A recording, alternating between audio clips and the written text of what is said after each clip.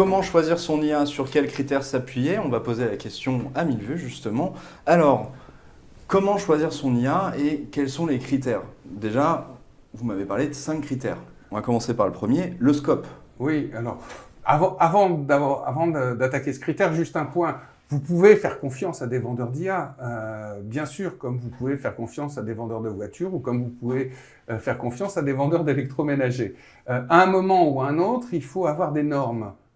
En automobile, il y a les normes NCAP sur la solidité des voitures.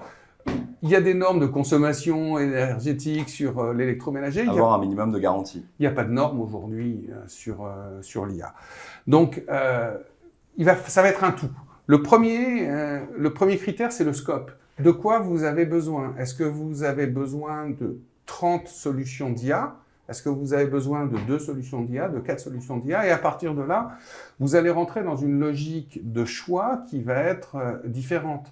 Quand vous avez besoin de beaucoup de solutions d'IA, il faut déjà avoir un agrégateur. Donc, vous commencez par choisir l'agrégateur, à l'intérieur de l'agrégateur, les solutions qui vous conviennent. C'est sûr.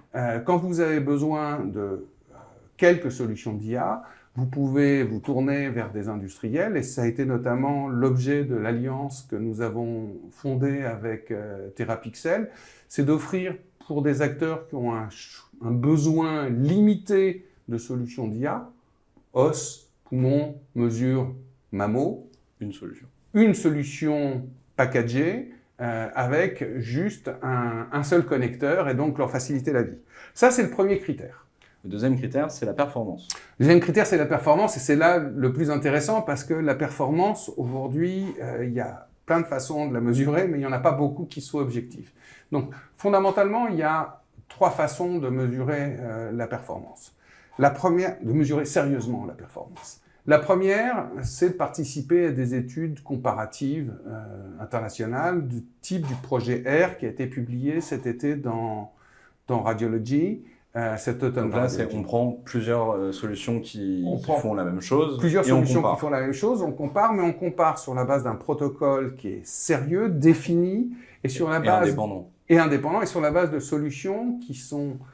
de serveurs qui sont installés chez le client et pas à domicile. En conditions quasi réelles. En conditions de vie réelle. Donc ça, c'est intéressant parce que ça permet de voir qui répond pas. Et puis ça permet d'avoir... Alors c'est un risque. Si on n'est pas bon, on ressort à la fin pas bon. Et si on est bon... Et puis le monde sait qu'on n'est pas bon. Et tout le monde sait qu'on n'est pas bon. Et puis si on est bon, on ressort comme bon et tout le monde sait qu'on est bon. Tout le monde sait qu'on est bon, mais tout le monde ne sait pas qu'on est meilleur, par exemple, ou pas, que ceux qui n'ont pas participé. Donc ça, c'est un vrai élément, et peut-être qu'à un moment, il faudrait mettre une pression sur les acteurs pour y faire. La deuxième solution, c'est une étude ad hoc, mais menée également de manière indépendante, qui va démontrer un niveau d'accuracy. Et puis la troisième solution, ça serait d'obtenir un label. Alors, on en parle depuis un certain temps avec Dream France. L'idée, ça serait de dire, Dream est capable de constituer des bases de données, qui seraient des bases de données de tests, qui restent la propriété de Dream. On met les algorithmes sur des serveurs chez Dream, on fait tourner, et puis soit on atteint un certain score et on a le label pour une durée limitée, soit on ne l'atteint pas. Et puis ça s'arrête là. Il n'y a pas de mauvais élèves. Ceux qui n'ont pas le label pour une raison ou pour une autre, ils ne vont pas être mis en place publique. Ils peuvent repasser 3 mois plus tard ou 6 mois plus tard. Mais ceux qui l'ont, c'est une garantie donnée par la profession sur un niveau de performance. Et je crois qu'il va falloir avancer de toute façon sur des critères de ce type-là parce que sinon on va créer des illusions et des déceptions. Il n'y a aucune IA au monde qui atteignent 100% d'accuracy. Et c'est pas prêt d'arriver. On n'y est pas Donc, encore. il faut que les gens sachent ce qu'elle fait et ce qu'elle ne fait pas. Aucune IA n'est complète. Donc, la seule façon de l'évaluer convenablement, c'est de faire ça sur des protocoles qui soient des protocoles rigoureux. Alors, on va revenir justement sur les labels, mais là, pour l'instant, vous m'avez donné que 2 critères. Le troisième, c'est la cybersécurité. C'est quand même un enjeu important aujourd'hui. Alors, le troisième, c'est effectivement la cybersécurité. On voit de plus en plus monter des contraintes autour de la sécurité des données. Et donc, il y a Plusieurs choses. Il y a d'abord l'ensemble du processus de workflow, la façon dont c'est traité. Est-ce que c'est traité chez un HDS ou pas? Combien de temps les données sont conservées? Qu'est-ce qu'on fait des données qui sont traitées en production? Est-ce qu'on peut les utiliser pour de l'entraînement ou pas? Dans quelles conditions ça se fait, etc. Ça, c'est le premier point. Le deuxième point, c'est un point très technique. Les solutions d'IA, elles ont une articulation avec le PACS dans la structure radiologique concernée. Et donc, il y a deux façons d'accéder aux données. La première, c'est d'aller faire ce qu'on appelle un query retrieve sur le PACS. Donc, c'est la solution d'IA qui va attaquer, entre guillemets, la base, c'est le mot qu'on utilise, mais qui va ouvrir la base de données du PACS pour aller rechercher l'examen qui lui convient. Mhm. Alors, ça marche bien, c'est une solution qui est connue depuis très longtemps, mais qui présente quand même un défaut. Failles. Un défaut, c'est qu'on expose l'ensemble de la base de données du PACS à une application Parce que tiers. vous ouvrez toute la base de données. On et ouvre puis toute après, la base vous de cherchez données dedans. pour pouvoir chercher dedans. Alors, c'est de temps en temps indispensable quand on veut faire du suivi d'antériorité, par exemple, en mammographie, on est obligé d'avoir cette solution-là. Mais quand on est sur un flow comme un flow de radio d'urgence, on n'est pas du tout obligé de faire ça. Donc la deuxième option, c'est celle que nous avons retenue, c'est du push. C'est le PACS qui envoie vers la solution d'IA de 1000 vues, et donc qu'elle soit en local ou dans le cloud, peu importe, mais c'est le PACS qui est maître du flux. Alors ça nécessite, pour être performant, d'avoir un contrôle qualité. Contrôle qualité qui va consister à regarder le nombre d'images qu'on a reçues. Est-ce qu'on a bien reçu les 5 images qui constituaient la study? C'est très important parce que de temps en temps, les 3 premières peuvent être normales et les 2 dernières pathologiques. Oui. Si vous n'avez reçu que les 3 premières, vous allez faire un retour comme quoi l'examen est normal.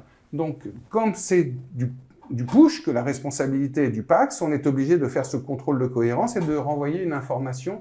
Mais ça, ce sont des éléments d'assurance qualité et de cybersécurité qui sont vraiment des éléments fondamentaux pour les utilisateurs. Les deux derniers, le workflow et le coût. Alors le coût, c'est à la fois important, mais ça ne devrait pas être le critère principal. Alors, le coût, c'est un critère effectivement important, mais je suis d'accord avec vous.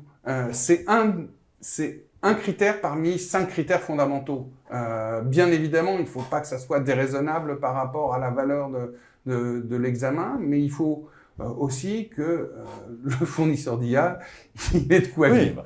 C'est sûr. Mais je reviens sur le workflow parce que c'est probablement là le critère le plus fondamental pour nous. L'IA, la nôtre en tout cas, elle est fondée sur l'objectif de gain de productivité.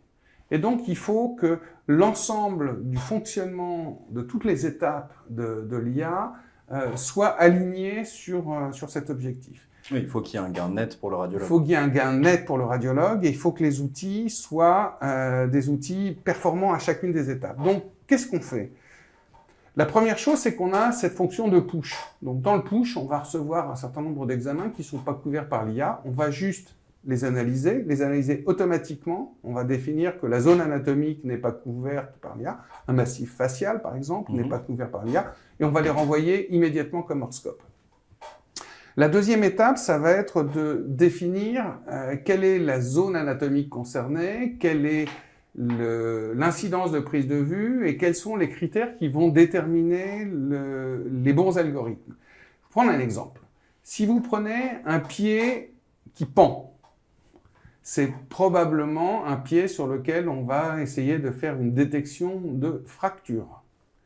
Donc ça ne sert à rien d'aller faire des mesures sur un pied comme ça.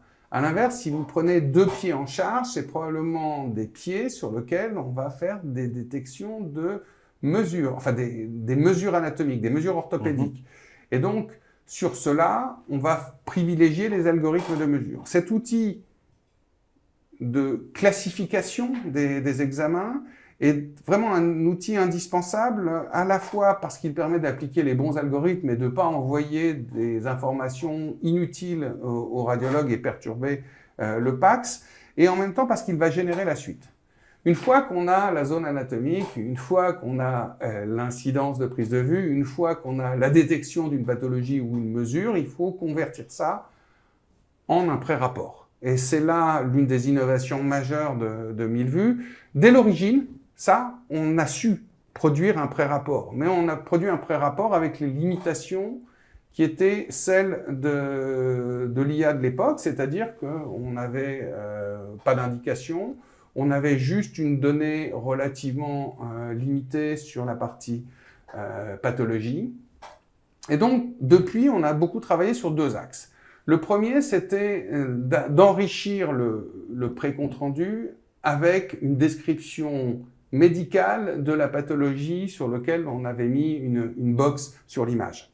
Et donc ça, c'est un travail de 18 mois pour arriver à ça. Le deuxième, et c'est un élément là tout à fait fondamental, c'est d'être capable de dire, comme je le dis souvent, l'IA n'est ni intelligente ni artificielle, elle ne fait que reproduire ce qu'on lui a appris. Et puis de temps en temps, elle est bête. Quand elle voit 2 images avec 2 pathologies, elle ne sait pas s'il s'agit de la même pathologie sur 2 images distinctes ou si c'est 2 pathologies distinctes. Et donc, produire un compte-rendu dans lequel on dit il y a 2 fractures, il n'y en a qu'une, ça serait idiot. Donc, on a travaillé à lui apprendre ceci, et ça, c'est rendu possible par tout ce qu'on fait en amont sur le traitement de l'image, pour être capable de dire, on a une radio face-profil, et sur cet examen face et profil, on a une fracture ou une lésion pulmonaire. Puis ça suffit pas, parce que dans le workflow, il faut aller derrière. Il y a 50% du temps d'un radiologue sur une radio conventionnelle qui est utilisée pour produire un compte-rendu. On est capable d'amener tout ça jusqu'au niveau d'un pré-compte-rendu. Et maintenant, on est capable d'amener tout ça jusqu'au niveau d'un compte-rendu à valider par le radiologue avec très peu d'interaction. Simplement une dictée vocale une dictée numérique de quelques indications complémentaires. L'indication de l'examen, éventuellement un bout de conclusion à rajouter, une demande d'examen complémentaire, et tout ça va s'implémenter automatiquement dans le compte-rendu final, qui reste bien évidemment à ce moment-là soumis à validation. Ouais. Et là, on a un gain de temps considérable. Donc ce gain de productivité sur la partie compte-rendu, il est à prendre en compte aussi dans les critères de choix.